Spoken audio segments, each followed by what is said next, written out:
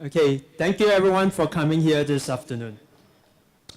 Now, the issue that we are talking about is about the inheritance of the Oxley house, the family house of the Prime Minister. You might ask, why does this issue concern yourself? What does it have to do with you? Well, frankly, that's the whole point. It is supposed to be a personal issue that is dealt with just by the Prime Minister and his family. But this series of events that has happened so far has shown that the Prime Minister does not show any care for a fundamental principle in democracy, and that is the separation of powers. That power is not supposed to be concentrated in the hands of a few people in any country, and especially a democracy. Because when we elect people to represent us, they have the power to write legislation. They are not supposed to be able to decide everything in the country. They do not have full control over our country. Because a country isn't the rule of just that few people. It belongs to all of us. Now, you would have known these phrases of power, of how total power is bad. You know them in your heart, that absolute power corrupts absolutely. Or maybe you heard of the phrase, who will guard the guards themselves? We have put these people, we have elected these people to guard our country. But they have to abide by the same system of laws that all Singaporeans are held accountable for. And the phrase, who guards the guards themselves, you might have known that is something from Latin. The ancient Romans, 2,000 years ago, already faced this problem, and they know how to solve it. That is, they had a system where the Senate will keep in check the power of the emperor. And that is a requirement in any democracy, that you cannot have unchecked power. Parliament's role is to make laws. They are not to interfere in the enforcement of these laws. That is the role of the judiciary, the role of the courts of law. If the Parliament were to do both, to write the laws and then to decide how the laws are to be carried out, then there is no oversight at all. There will be judge, jury, and executioner. They can interpret their words however they wish and do what they think is best for themselves. And so, in this inheritance issue, I myself was astonished to see ministers getting involved in a dispute in their official capacity, in a family dispute.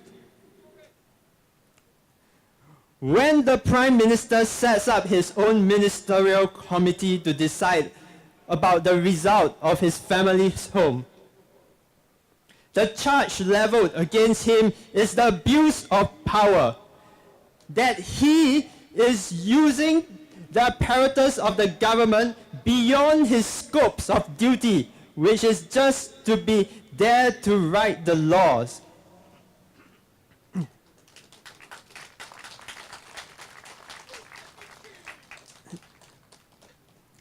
And this is not the only time that PAP has shown disregard for the separation of powers in a government.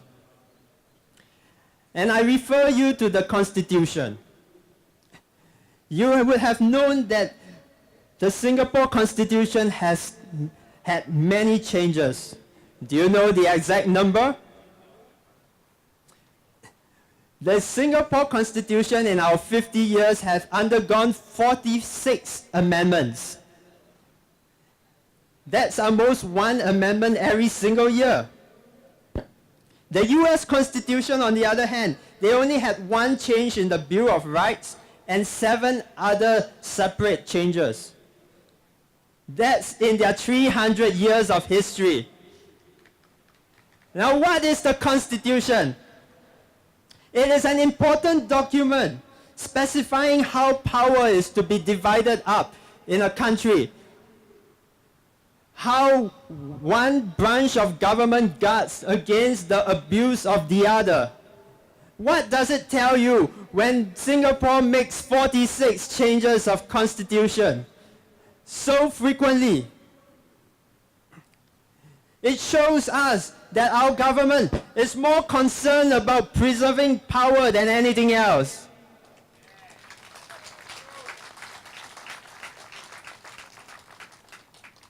And how do they consolidate their power? They create these GRC systems where they can elect totally unknown people together with their ministers. What you call them? Parachuting their people in, right? Total new faces. They have changed the constitution to create a system of president advisors to limit the powers of the president. They have changed the constitution to give a racial condition to our presidential election. What does this say? That they don't trust us to elect our own people. They don't trust us to elect people capable of running the country.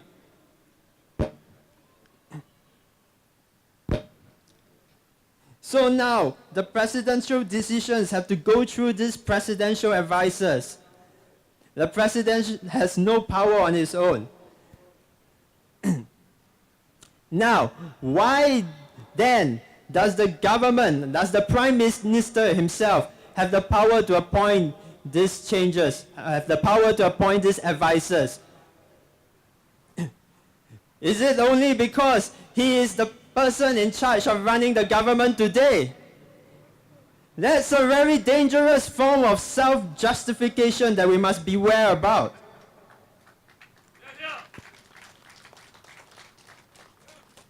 More importantly, we must beware of this government that shows a disregard for proper procedures that are meant to keep their powers in check.